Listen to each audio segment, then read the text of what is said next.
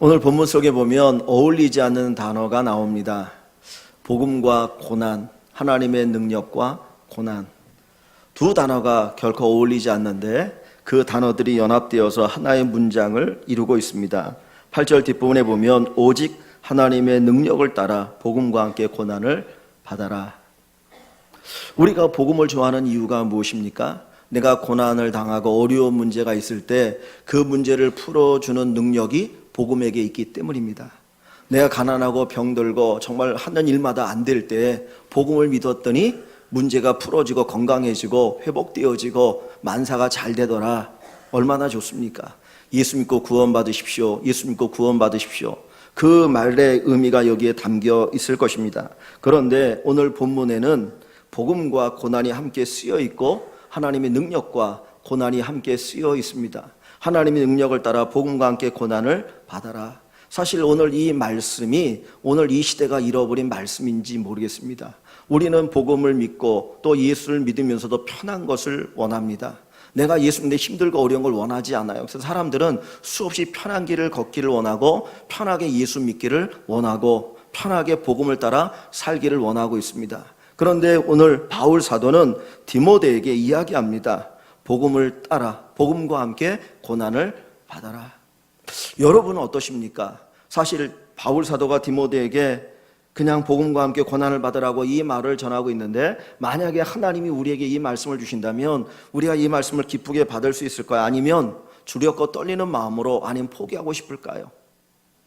사실 바울이라고 하는 사람은 잘 나가던 사람이었습니다. 예수 믿기 전에는 그는 정말 잘 나가는 사람이었습니다. 그는 바리새인 중에 바리새인이었고 히브리인 중에 히브리인이었고 베냐민 지파의 출신이었고 율법으로 아무 흠이 없는 사람이었고 모든 면에 뛰어난 사람이었습니다. 그가 예수 만나지 않았다면 아마 그 어떤 제사장들 가운데 아니면 종교 지도자 가운데 정말 뛰어난 리더가 될 수 있는 사람이었습니다. 그런데 다메섹 도상에서 예수를 만나게 되어지고 복음을 듣게 되어지고 그가 변화되었는데 예수의 사람이 되고 복음의 사람이 되었는데 그 이후에 그에게 찾아온 것은 편안한 삶이 아니었습니다. 사람들로부터 인정받는 삶이 아니라 오히려 그는 고난의 삶을 살게 되었습니다.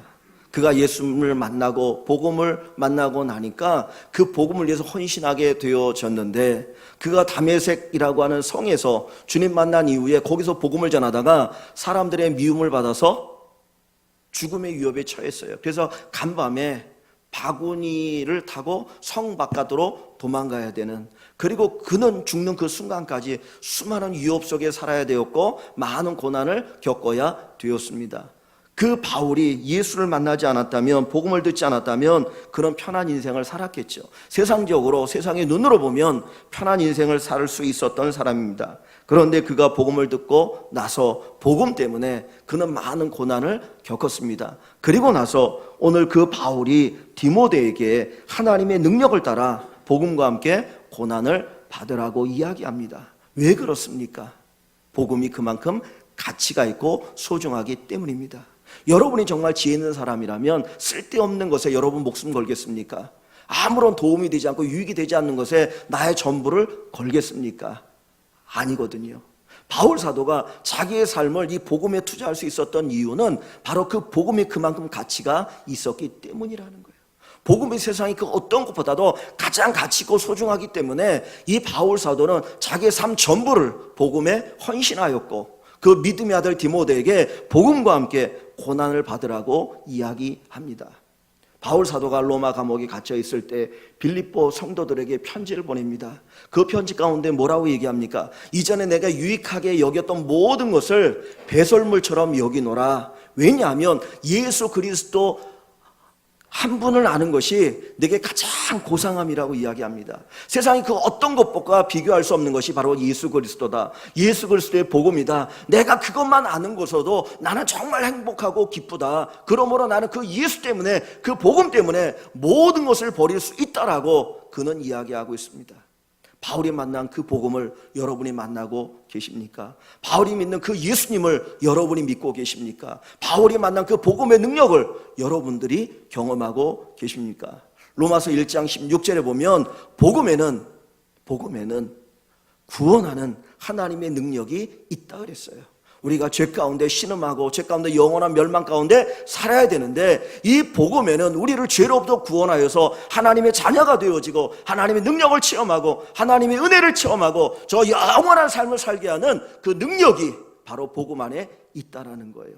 그래서 바울은 이 복음을 위해서 살았고 자기의 신실한 믿음의 아들 디모데에게 복음과 함께 고난을 받으라 권면합니다. 오늘 이 자리에 함께하는 여러분들, 복음의 능력과 복음의 가치를 알고 복음을 위해서 살 수 있는 복음의 능력을 새롭게 체험하는 귀한 성도님들이 되시기를 주의 이름으로 간절히 축원합니다. 이 디모데는 바울과 함께 동역했던 믿음의 아들입니다. 바울이 3번에 걸쳐서 전도 여행을 떠나게 되어지는데, 이 제2차 전도 여행부터 이 디모데와 함께했던 사람이 바울과 함께했던 사람이 디모데입니다. 그는 바울 곁에서 바울이 행했던 수많은 기적을 보았습니다. 하나님 말씀을 선포할 때 많은 사람들이 돌아오는 것을 보았습니다. 비록 어떻게 보면 감옥에 갇혀서 어려움을 당할 때도 하나님이 이끌어 주시고 하나님이 구원해 주시고 하나님이 역사하는 것들을 보았던 디모데입니다. 그런데 이 바울이 이제 네로 황제 때에 다시 로마 감옥에 갇혀서 이제 죽음의 날을 기다리고 있을 때였습니다. 이제는 더 이상 이 감옥에서 나올 수 없겠구나라고 하는 것을 바울 사도도 직감했고 디모데도 직감했던 것 같습니다. 그런데 이 디모데가 이때 믿음이 약해져서 나름대로 시험에 걸려서 이 바울을 바라보면서, 왜 믿음의 사람인데 죽은 자들 살리는 능력을 가지고 있는 사도인데 왜 바울 사도가 로마 감옥에 갇혀서 저렇게 있다가 순교해야 되느냐라고 하는 어떤 나름대로의 근심과 또는 의심을 가지게 됩니다. 그때 바울 사도가 이 디모데에게 편지를 쓴 것이 디모데 후서이고, 오늘 본문 우리가 읽은 본문 8절에 디모데에게 바울 사도가 이렇게 얘기합니다. 그러므로 너는 내가 우리 주를 증언함과 또는 주를 위하여 갇힌 자 된 나를 부끄러워하지 말고. 지금 이 바울 사도가 로마 감옥에 갇혀 있습니다. 그러다 이 상황을 보면서 이 디모데는 나름대로 무슨 생각을 합니까? 부끄러움을 느꼈던 거예요. 부끄러움을 느꼈던 것 같습니다. 내 스승인데, 하나님 복음을 전하는 사도신데 왜 저 차짓한 로마 감옥에 갇혀서 아무것도 할 수 없는가? 자기 목숨 하나 구할 수 없단 말인가? 라고 생각하면서 그 바울을 바라보면서 뭔가 부끄러움을 느끼고 있을 때에 이 디모데에게 하는 이야기가, 너는 내가 복음을 전하나 로마 감옥에 갇힌 것을 결코 부끄러워하지 말라. 그러면서 뭘 얘기합니까? 오직 하나님의 능력을 따라 복음과 함께 고난을 받으라고 이야기합니다. 복음과 함께 고난을 받아라. 디모데야, 복음은 내 목숨을 내어줄 만큼 가치가 있고 소중하다. 나의 전부를 다 바쳐 헌신해도 조금 더 아깝지 않은 가치가 이 복음에 있다라고 그는 이야기하고 있는 것입니다. 오늘 사랑하는 성도 여러분들이 이 복음을 만나기를 원합니다. 이 복음을 경험하기를 원합니다. 정말 내 인생을 바꿀 수 있는, 세상을 완전히 뒤을 만한 이 복음의 능력을 체험하셔서 나는 복음을 위해서 나의 모든 것도 내놓을 수 있다라고 하는 이 담대한 고백이 있기를 원합니다. 이 능력을 체험하지 않았다면, 이 복음의 능력을 알지 못했다면 바울 사도는 자기 목숨을 내어놓을 수도 없었을 것이고 믿음의 아들 디모데에게 이런 이야기를 할 수도 없었을 것입니다. 오늘 우리 교회가 복음의 능력을 새롭게 체험하기를 원합니다. 내가 믿는 이 복음이, 내가 믿는 예수가 정말 어떤 분인지, 어떤 능력이 있는지를 새롭게 깨닫고 체험하시고 복음을 위해서 살아가시고 복음의 놀라운 능력을 경험하시기를 주님의 이름으로 간절히 축원합니다. 왜 복음이 전해지는 곳에 방해가 있고 핍박이 있을까요? 그것은 복음을 방해하는 자들이 복음의 가치를 너무나 잘 알고 있기 때문입니다. 우리도 복음의 가치를 알고 있어요. 그런데 우리보다 더 복음의 가치, 복음의 능력을 아는 존재가 누구냐? 사단입니다. 사단은 이 복음이 얼마나 큰 능력을 가지고 있는지를 알기 때문에 그 이전에 예수님을 죽이려고 했고 복음이 전해지지 않도록 끊임없이 방해를 하는 겁니다. 저 사람에게 복음이 들어가게 되어지면 저 사람이 바뀌고 변화될 것을 알아요. 저 사람에게 복음이 역사하면 그 사람의 놀라운 역사가 일어날 것을 아니까 어떻게든지 복음을 듣지 못하도록 귀를 막고 눈을 막고 복음과 거리가 먼 사람이 되어지도록 방해를 하고 박해를 하고 핍박을 하고 회방을 하고 유혹을 하게 되는 것입니다. 그런데 정작 복음의 능력을 알아야 될 우리가 모르고 있어요. 내가 복음의 능력을 알아서 이 복음을 어떻게든지 전해야 되겠다. 이 복음을 어떻게든지 경험해야 되겠다. 그래서 복음이 주는 그 은혜와 능력을 내가 마음껏 누리며 복된 인생을 살아야 되겠다라고 생각해야 되는데, 우리가 그 복음이 얼마나 가치 있는지를 모르니까 내 옆에 무한한 능력의 복음을 가지고 있으면서도, 하나님의 은혜의 선물인 복음을 가지고 있으면서도 그 복음의 능력을 체험하지 못하고 그냥 액세서리로 두고 살아간다는 거예요. 정말 복음의 능력을 마음껏 체험하기를 바랍니다. 여러분들이 복음을 새롭게 만나셔서 야, 내가 이 복음을 위해 사는 것이 내 인생의 최고의 가치구나, 이 고백이 있기를 주님의 이름으로 간절히 축원합니다. 단순히 복음이 우리의 말초 심정을 건드려서 우리를 순간적으로 기쁘게 하는 것이라면 복음을 위해서 바울은 헌신하지 않아요. 자기의 목숨을 내놓지 않아요. 정말 진짜 복음의 가치는 어디에 있습니까? 우리의 삶을 바꾸는 데 있습니다. 죽었던 우리의 심령을 살리고 하나님의 자녀가 되는데 목적이 있는 것입니다. 그래서 복음은 처음 맞이하면 겉으로 볼 때는 아직 고난 덩어리 같아요.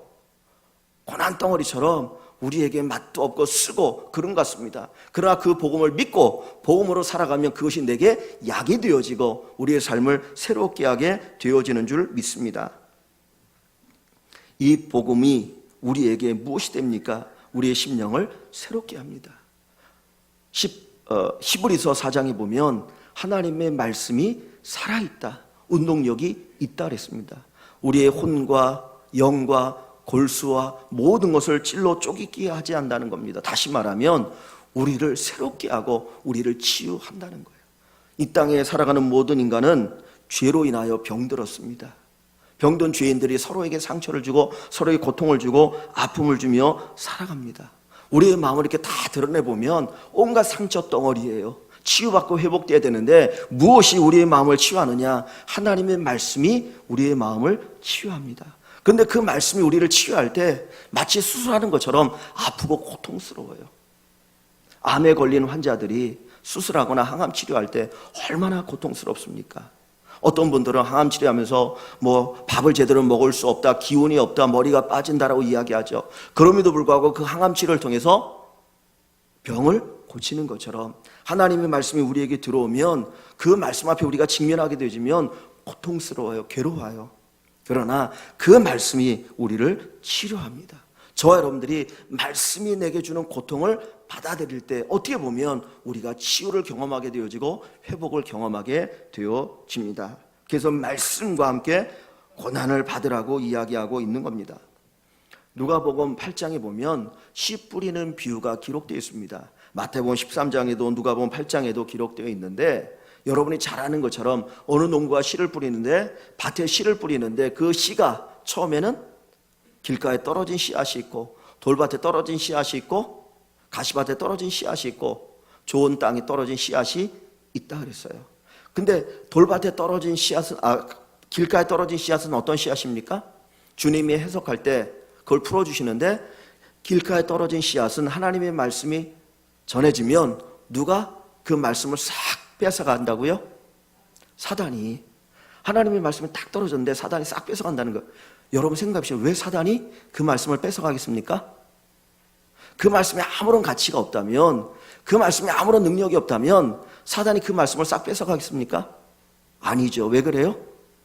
그 말씀에 어마어마한 능력이 있기 때문이에요. 그래서 사단이 뺏어가는 거예요. 두 번째, 돌밭을 얘기합니다. 돌밭의 마음은 하나님의 말씀을 받을 때 막 기뻐한다는 거예요. 야, 은혜 받았다. 오늘 너무너무 은혜 받았어. 오늘 왜 이렇게 말씀이 내게 꿀송이처럼 달아. 그리고 은혜 받아 기뻐하고 즐거워합니다. 그런데 그 예수 믿는 것 때문에, 말씀 때문에 환난이 다가오고 핍박이 다가오면 어떻게 한다는 거예요? 포기한다는 거예요. 내가 예수 믿는 것 때문에 이런 핍박을 당할 필요가 있어? 내가 예수 믿는 것 때문에 이런 고난을 당할 필요가 있어? 다 포기한다는 거예요. 가시밭의 마음은 어떤 마음입니까? 말씀을 들을 때 함께 기뻐하고 즐거워합니다. 그런데 세상의 염려거리들, 물질의 염려거리들, 쾌락의 유혹, 그것을 받으면 어떻게 해요? 말씀을 포기하는 거예요. 그래서 말씀을 들어도 은혜가 없고 말씀을 들어도 열매가 없습니다. 그런데 좋은 밭에 떨어진 것은 하나님의 말씀을 듣고 그 말씀을 지키고, 그리고 중요한 것이 나오는데 인내한다 그랬어요. 말씀을 듣고 인내한다는 거예요. 인내라고 하는 것 자체가 뭡니까? 고난 가운데 인내한다는 거예요. 말씀 때문에 고난이 다가와요. 사단이 말씀 때문에 시험한다는 거예요. 그러나 그 말씀의 중요한 것 알고 그 말씀의 능력을 아니까 어떻게든지 이 말씀을 붙들고 살겠다라고 그 말씀으로 인내하다 보니까 30배, 60배, 100배 열매가 맺게 되어지는 거예요. 오늘 시간에 똑같이 우리 모든 성도들이 하나님의 말씀을 듣습니다. 하나님의 말씀을 듣습니다. 예배를 드립니다. 그런데 어떤 분은 말씀을 듣고 열매가 있는 분이 있고, 말씀을 듣고 삶이 달라지는 분이 있는데, 어떤 분들은 수없이 말씀을 들어도 삶의 열매가 없어요. 한 귀로 듣고 한 귀로 흘려버리거나, 아니 말씀이 귀하고 소중한 건 알지만 환난과 핍박이 다가오고 염려가 다가오면 말씀을 포기하다 보니까 말씀의 열매가 없는 겁니다. 정말 말씀의 능력을 체험하기 위해서는 말씀과 함께 고난을 받아야 합니다. 내가 조금 힘들고 어려울지라도 말씀에 순종하는 삶을 살아갈 수 있기를 소원합니다. 여러분들이, 많은 분들이 차를 운전하는데 차를 처음 운전할 때 시동을 걸면 에너지가 많이 들려요. 서 있는 차를 움직여야 되기 때문에 수많은 에너지가 들어갈 수밖에 없습니다. 그러나 한번 움직이기 시작하면 그 다음에 에너지가 적게 들어가거든요. 우리가 처음 순종할 때 힘들고 어려워요. 처음 순종할 때는 고난이고 고통인 거예요.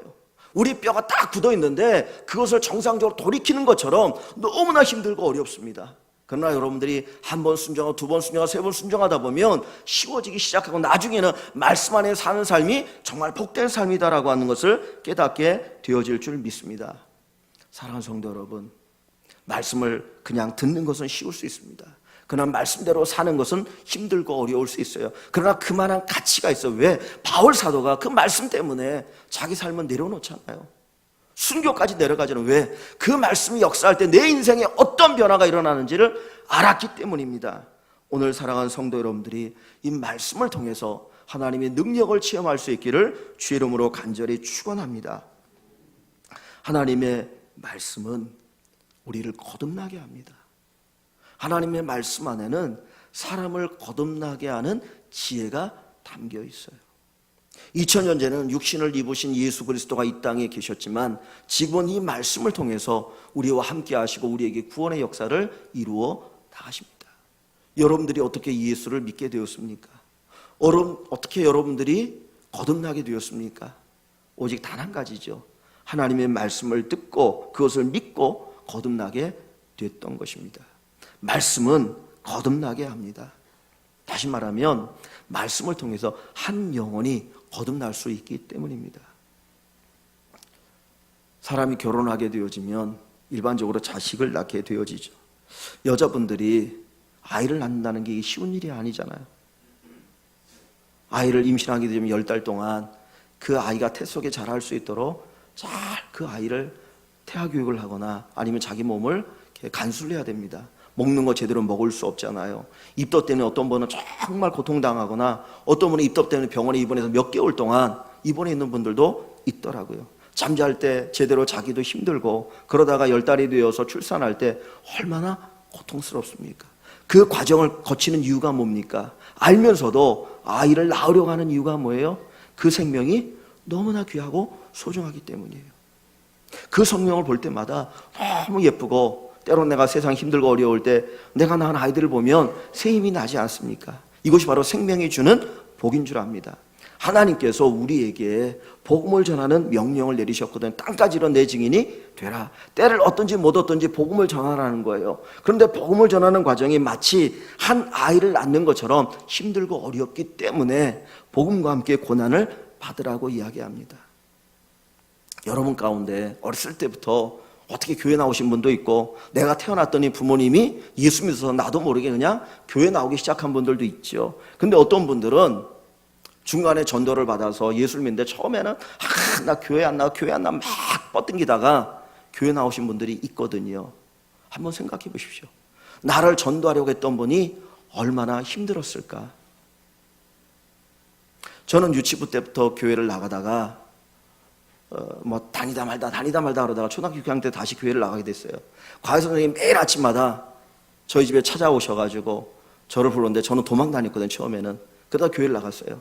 만약에 그 선생님이 한 서너 번 오다가 중간에 포기했으면, 뭐 이런 놈이 있어, 그리고 포기했으면 저는 아마 이 자리에 있지 않았을지 몰라요. 사실 누군가에게 복음을 전하는 것은 정말 힘들고 어려운 과정이에요. 복음을 전하다가 뭐 외면을 당할 수도 있고, 내가 전도지 줬는데 툭 치고 그냥 지나갈 때 얼마나 기분이 나쁠 수 있습니까? 그러나 그 모든 과정이 합하여서 결국 뭐가 되어집니까? 한 생명을 낳는 것이 되어진다는 거예요. 내가 복음과 함께 고난을 받는다는 것은 그 누군가에게 복음을 전하다가 외면을 당하는 경험을 할 수 있어야 한다는 것을 우리에게 가르쳐 줍니다. 사랑하는 성도 여러분, 복음의 가치를 아십니까? 복음의 능력을 아십니까? 그렇다면 복음과 함께 고난 받는 것을 오히려 기뻐할 수 있는 우리 모두가 되기를 주의 이름으로 간절히 축원합니다. 2장 9절 말씀을 보시면 이렇게 바울 사도는 이야기합니다. 디모데후서 2장 9절, 복음으로 말미암아 내가 죄인과 같이 매이는 데까지 고난을 받았으나. 사실 이 바울이 죄인이 아니잖아요. 그럼에도 불구하고 로마 감옥에 갇혀 있는 이유가 무엇입니까? 복음으로 말미암아, 복음 때문에 로마 감옥에 갇혀 있다는 거예요.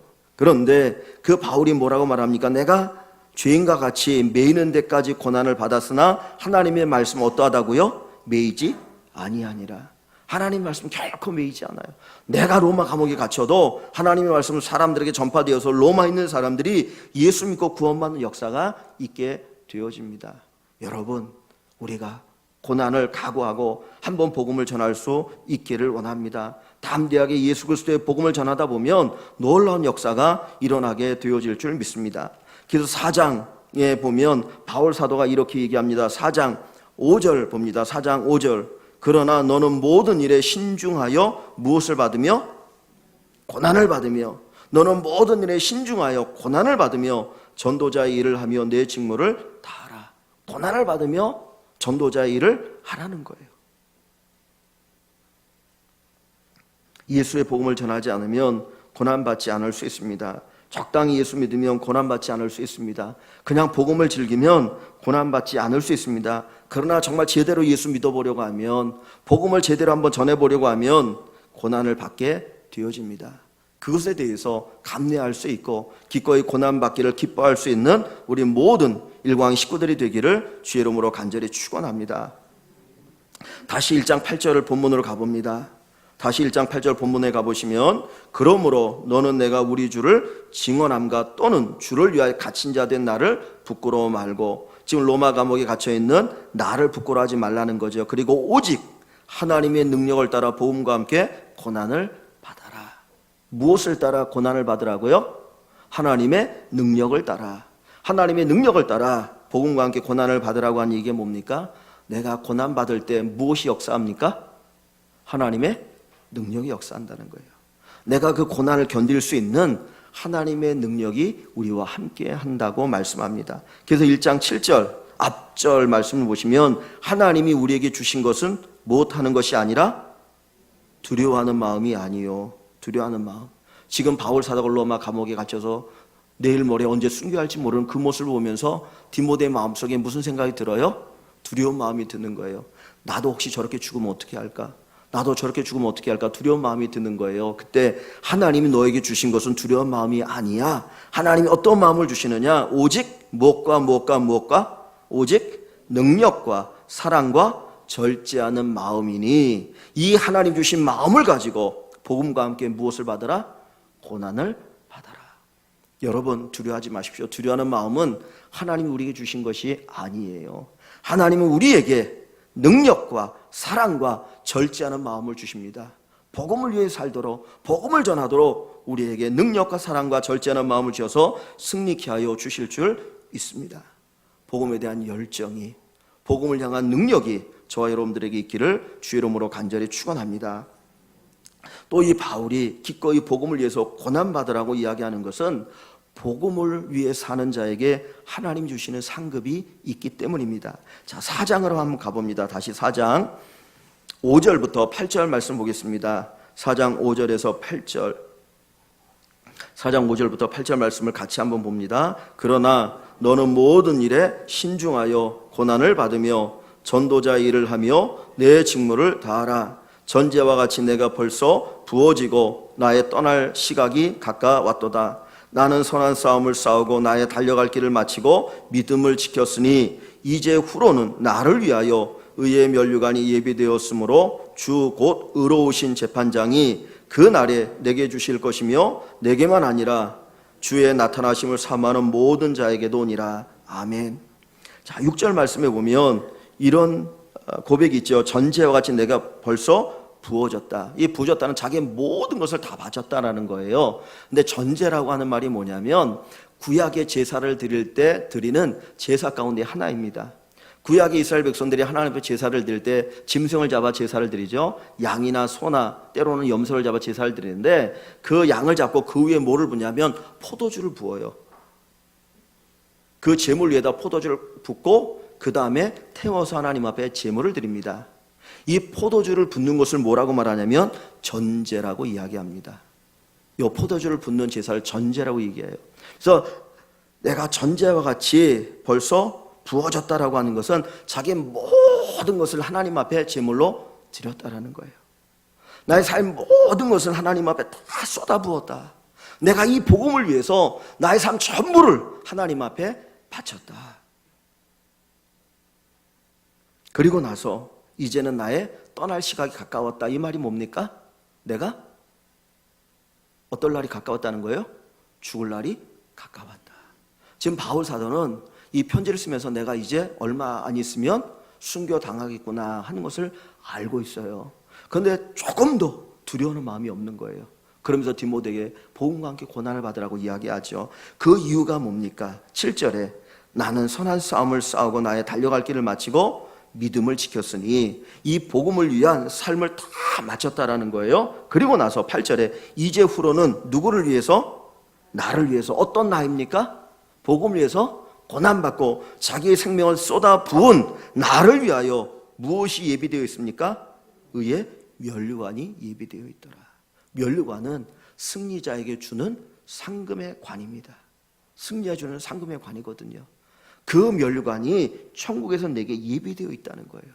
그러면서 뒤이어서 뭐라고 말합니까? 주 곧 의로우신 재판장. 예수님이 이제 재림하실 때 재판장으로 오시는데 그날에 나에게만 아니라 누구에게도 주의 나타나심을 사모하는 모든 자에게, 주님의 나타나심을 사모하는 모든 자라는 것은 복음을 전하는 모든 사람을 얘기하는 거예요. 이 복음을 위해서 고난받는 모든 자들에게 하나님이 상급을 주실 것이다.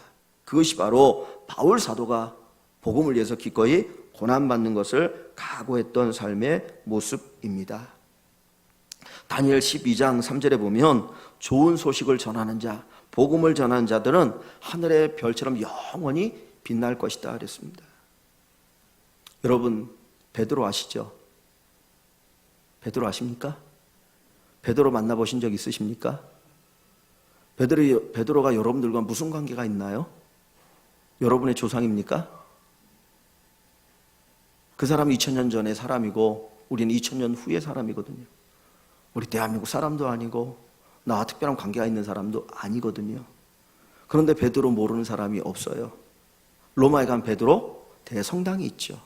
베드로의 이름을 따서 성당의 이름을 지었고 곳곳마다 물어보면 다 베드로 합니다.